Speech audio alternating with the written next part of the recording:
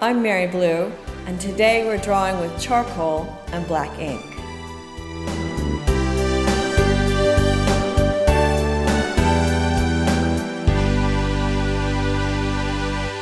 And you might have noticed by my accent that I'm not British. I'm an American from the East Coast, and I'm filming in the Bank Art Center in this historic town of Eye in Suffolk. But I now live in North Norfolk with big skies and fragile coastline. I'm inspired by the constantly changing coastal landscapes, the phases of the moon, and the blossoms on the trees in spring. And I've been painting since I was 8 years old. I haven't stopped since. Today, we're going to talk about how to set up a still life and then simply do a drawing in black and white. First in charcoal and then in ink. Then combining the both to do mixed media. This session is inspired by an artist I admire named Giorgio Morandi, who was born in 1890. And he's an Italian artist who spent a lifetime sketching and painting bottles and jugs and pictures to make contemplative still life. It's completely fascinating to me that he spent his whole lifetime painting these same objects. And over time, he was able to conjure up a sense of timelessness in his work. These are studies encouraging introspection.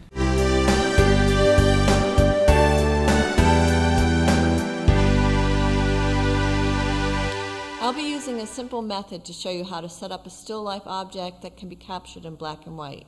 Basically, go around your house, look for different size pitchers or small bottles or large bottles, old bottle of champagne, and arrange them. I like to arrange them in some sort of a pyramid hierarchy, but today I'm just going to do these two objects. I'm not going to draw the bottle, I'll do that another time. Today I'm just going to be using these two pitchers.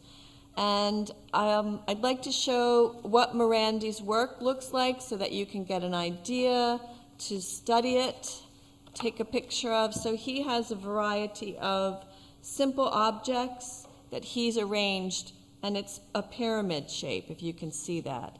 So go around and try to set up a simple still life with a pyramid. We're going to set your still life up near natural light and with objects so you can see the light coming in from one side and casting a shadow on the other. The wonderful thing about light is that it's consistent and it will give your drawing a sense of three-dimensionality. So you want to be able to take a look at the lights and the darks, and we're going to build from there. Arrange your objects as if they were dancing, but also frozen in time. We're going to use charcoal, the oldest means of making an image found in cave drawings. The thin charcoal is basically burnt willow or wood, and the pressed charcoal is bits of wood that's been ground up and used with a gum arabic and pressed in a mold to make this lovely stick of charcoal. We're going to focus on light and shadow and do some experiments. We're going to make a gray scale, which is basically dark to light. And I'd like you to experiment with charcoal as much as possible. Get a piece of paper and start sketching. You're going to work into the drawing, and then if you don't like the line or you don't like the mark, you can rub it out. This is a very forgiving medium.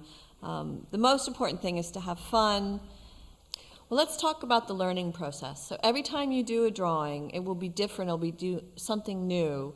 And that's the beauty of this type of expression that you can work back into, you can add light, you can put more darks in, and that's all part of the excitement of drawing. Drawing is a way to think in visual language. I like to compositionally imagine my drawing before I begin. I take some time to really look at my subject matter and form an image in my mind's eye. If you're unsure, grab a scrap of paper and simply make a few marks on the paper until you feel confident. When I start a drawing, I like to hold my charcoal loosely. I'm scanning the subject matter for the lightest bits first. These activate the dynamic quality of the drawing. I like to see the work of the hand and the marks that build up over time as your hand finds the outer edges of your subject. Notice the darkest darks. Begin positioning the objects in a triangular composition so favored by Morandi. Here, I'm looking for the outside edge and the shape of the handle. I can move my charcoal back and forth, being very forgiving. I'm looking for the darks. I'm loosely moving my hand around the entire composition.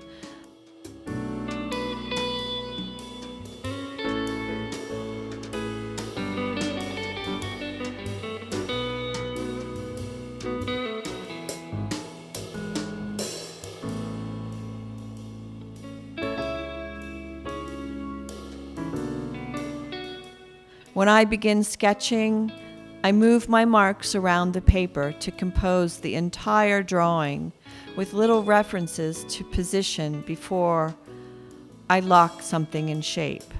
Charcoal is very forgiving. I then begin to fill in the background.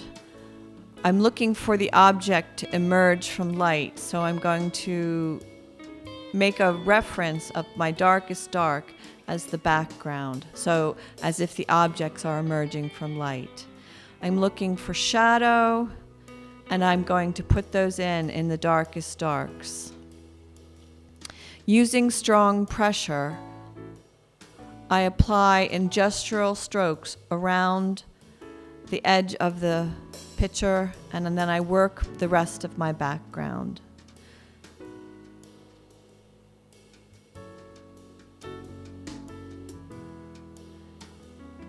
This will give a point of reference so I can modify all the grays in the sketch to add the depth. Don't be afraid to use large movements, adding texture in a diagonal.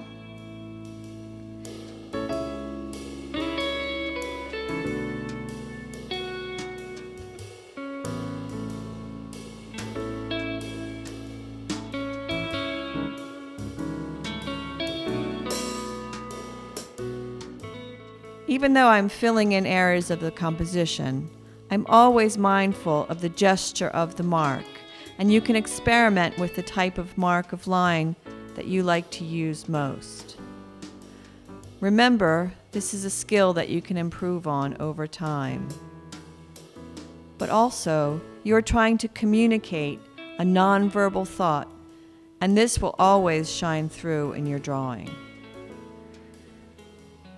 I'm outlining the highlights, and I'm allowing the white of the paper to represent the areas that are the lightest of the image that I'm looking at.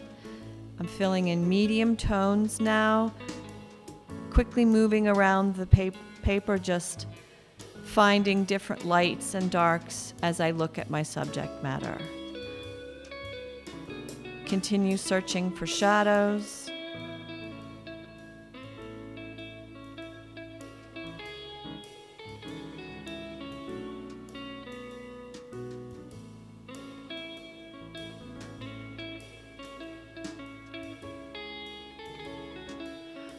I'm establishing a tonal variation between gray, highlight of the white of the paper, and the back dark in the black.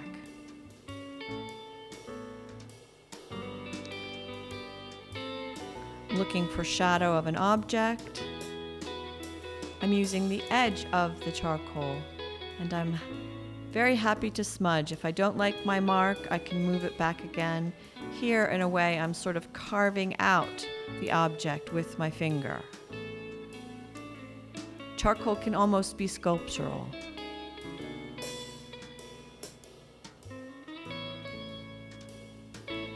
But I continue looking, consistently looking for where my lights are and where my darks are, and I continually modify my hand-eye, making a connection between what I'm looking at and the mark on the paper.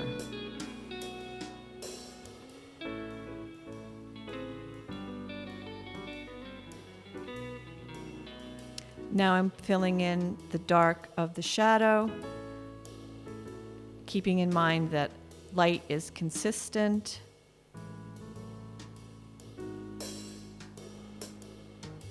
Working my way again around the whole drawing.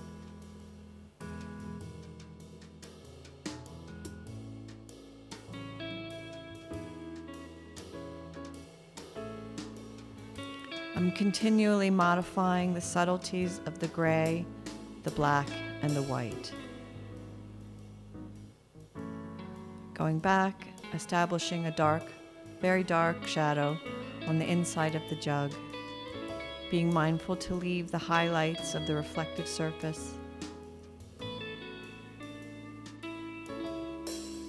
Moving the shape around the cylinder.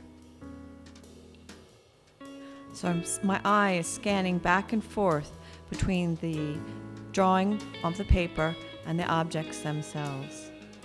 I continually revise back and forth. I'm taking time to stop and look, and then I'm going back in, seeing what's missing. I'm trying to find the freedom within the mark that I'm making. Just enjoy watching me draw as I finish up this exercise. Remember to have fun and keep practicing.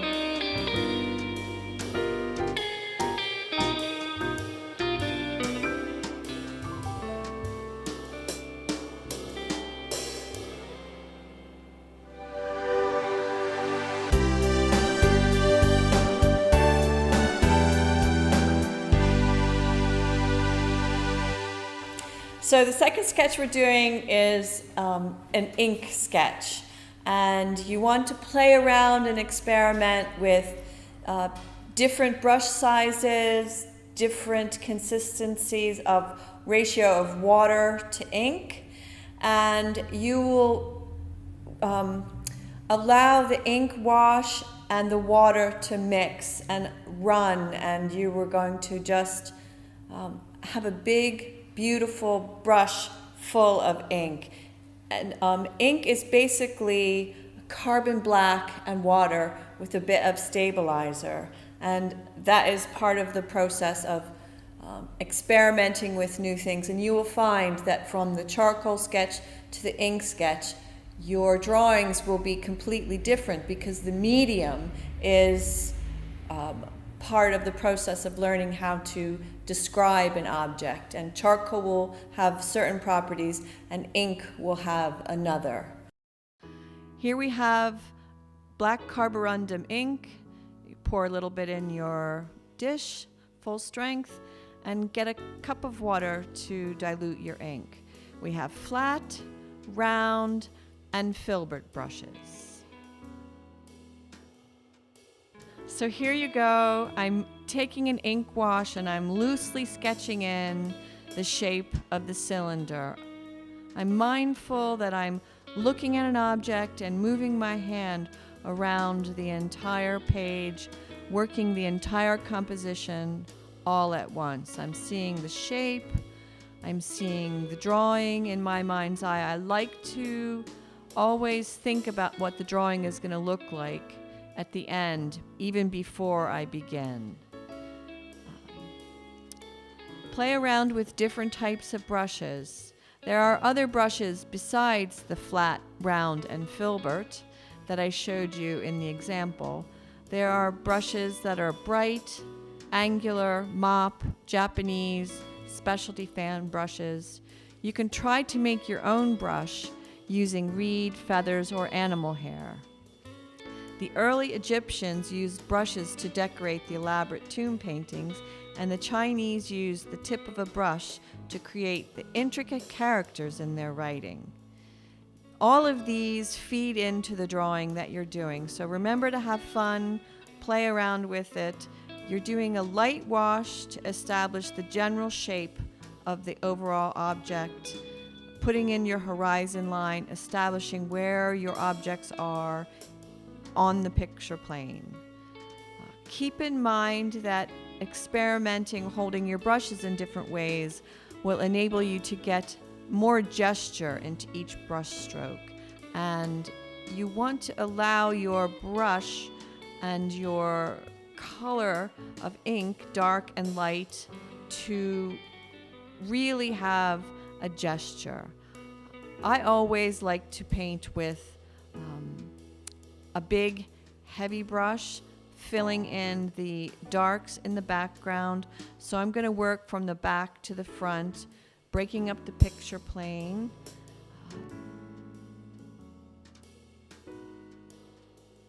When drawing with ink, you can use a pen, brush, reed, or quill.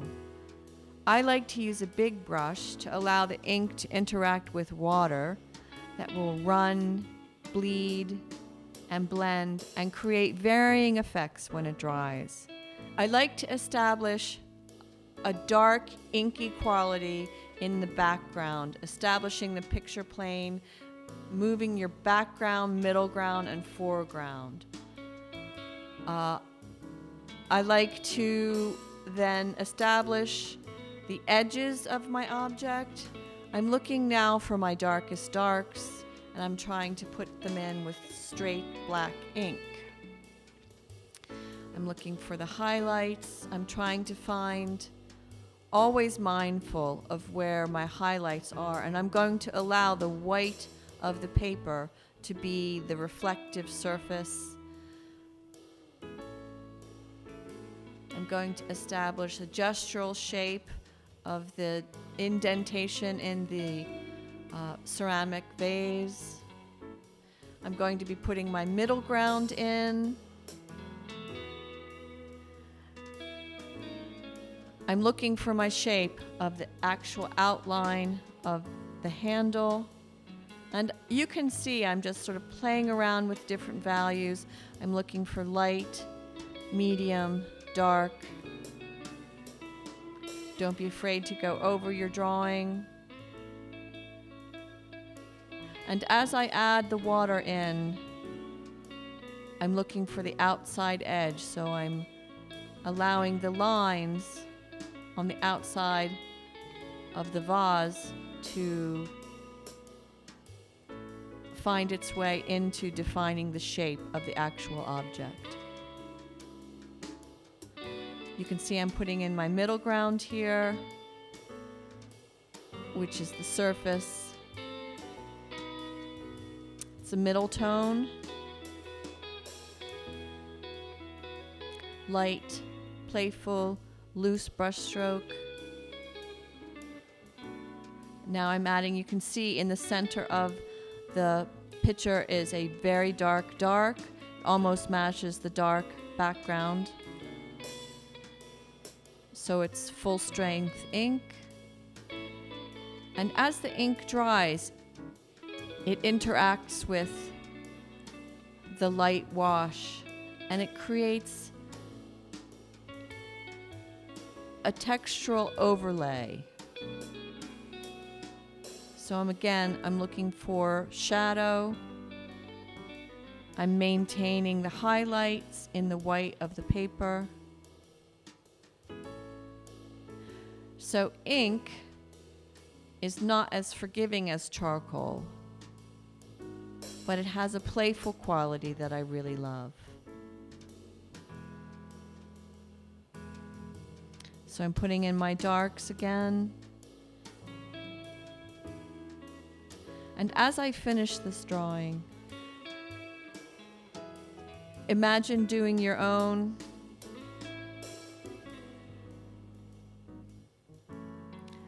Layering black on top of a gray, leaving the white. You can see in the top section of the painting as it's drying, the ink is separating and making a mark and a gesture of its very own. Always feel free to go back into the drawing.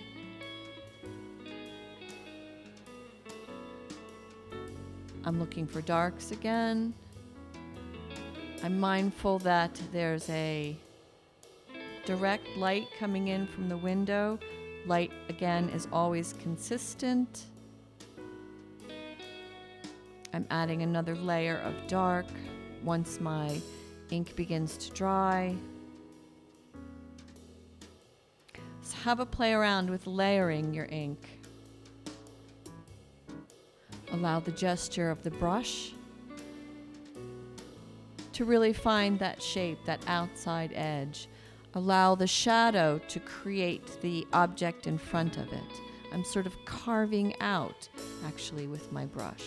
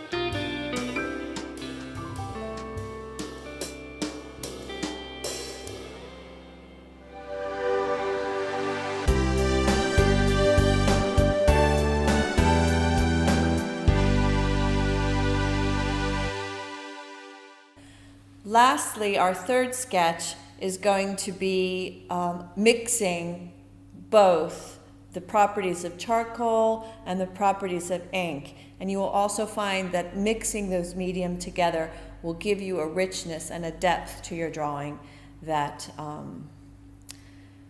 will just deepen the effect of observing light. You want to try to discern how your lights and darks really make an object come forward and the darkness makes something recede. I chose Morandi because I love his work. His purity and simplicity that empower the domestic object. They give it a sense of significance with lines and light and transparency.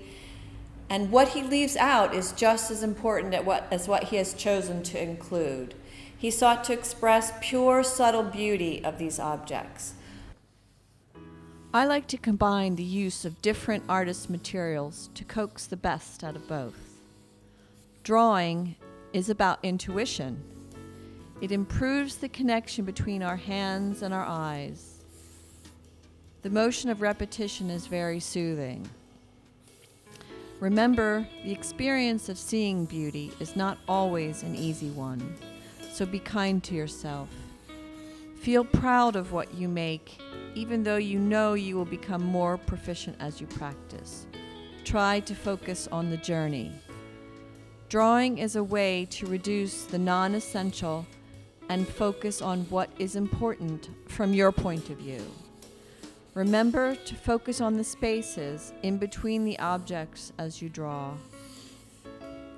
We make the world more beautiful by paying attention.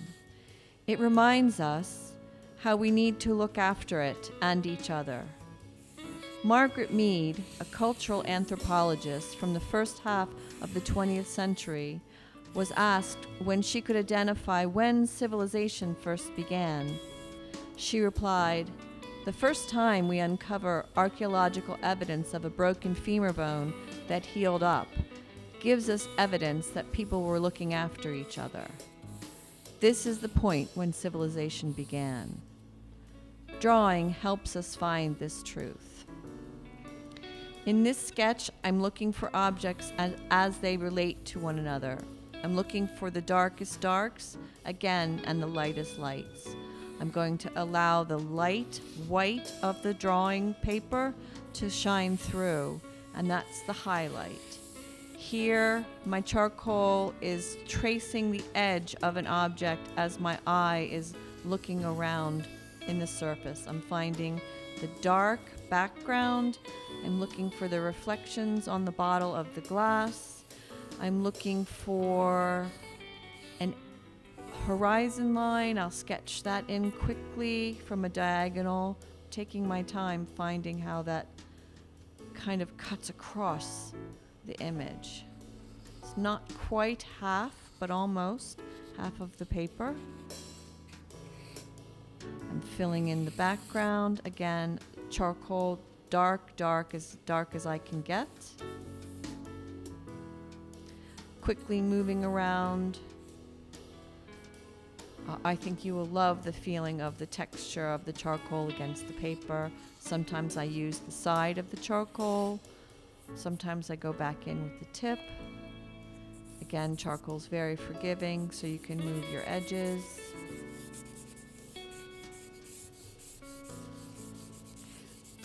When you work your drawing, work around the entire surface. I'm not just drawing from one object at a time.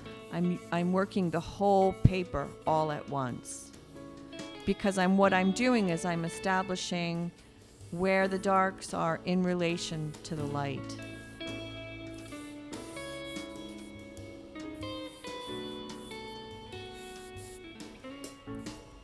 It's a very freeing experience.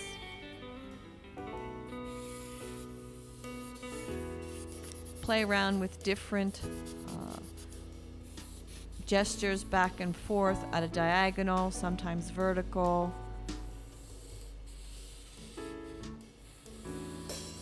Again, here, look, I'm searching for the edge of the object and I'm leaving the white of the paper.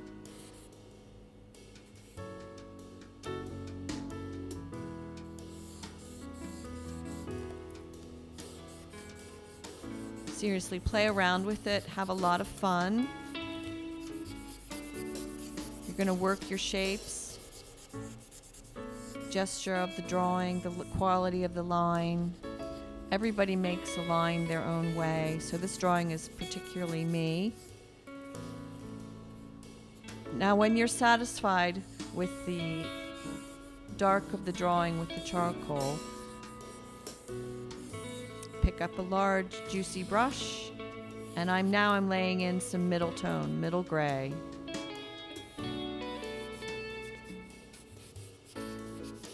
I'm allowing for the ink and the charcoal to interact. That's something that I think you'll find you'll really like.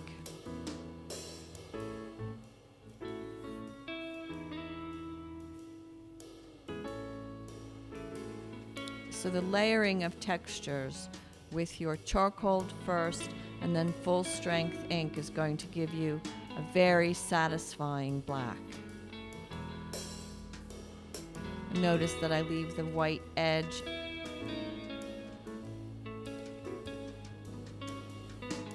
drawing the outline of the bottle.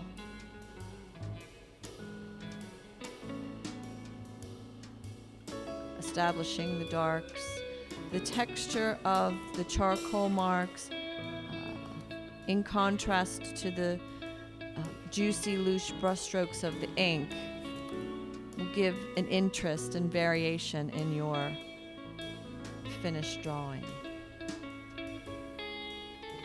Looking for reflection, noticing surfaces.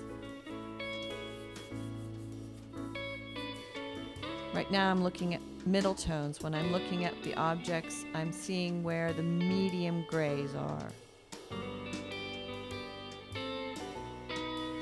That's one of the reasons why we did the grayscale in the beginning, because it will allow you to give a wide variety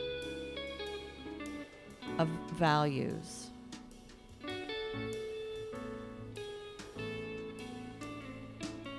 I'm allowing the ink to react with the charcoal. I'm adding water and allowing the ink to freely run.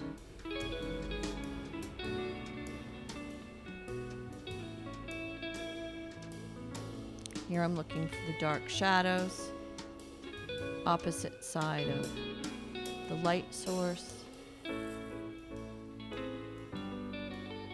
Knowing that light is a consistent element and that it will enable you to effectively move your eye around a cylinder or brush in a three-dimensional way.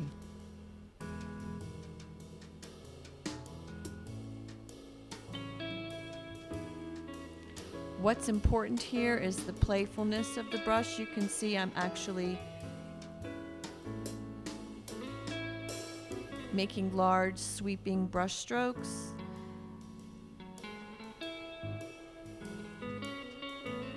Having fun. You can see I'm holding the brush in different ways.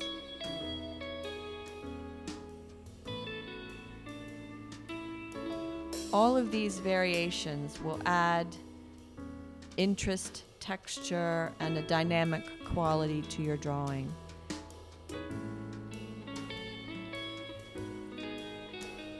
You're responding in real time. If you want, you can take a longer time on these drawings. I'm only giving you a jumping off point.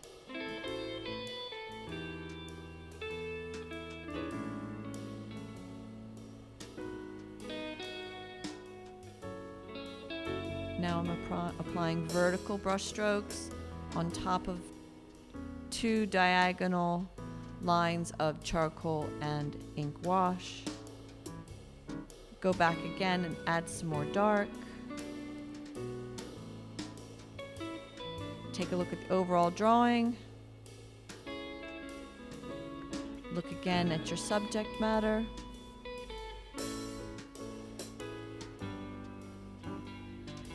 I'm constantly comparing back and forth between the reality of the drawing and the reality of what I'm looking at.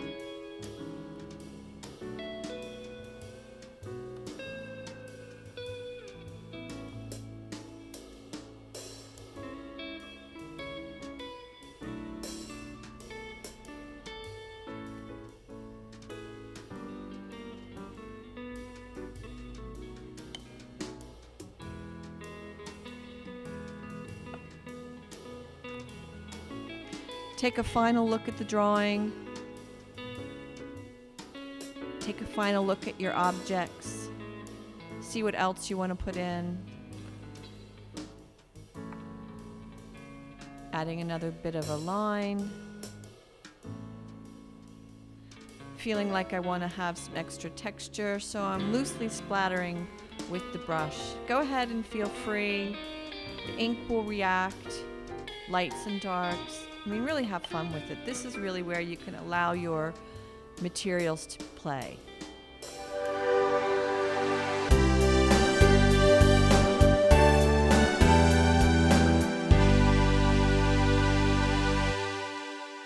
For those of you lucky enough to be living in London, do check out the historic collection housed in a lovely Georgian building in Canonbury Square. There's a wonderful collection of Italian artists, and Morandi is among them. If you live elsewhere, do check out the website here to this link. Also, we'll have additional links to Cezanne and Richard Deibenkorn below, so click on those links if you're interested in learning more about black and white drawings. Thank you for being creative with me. Let's be our best creative self. Thank you for watching.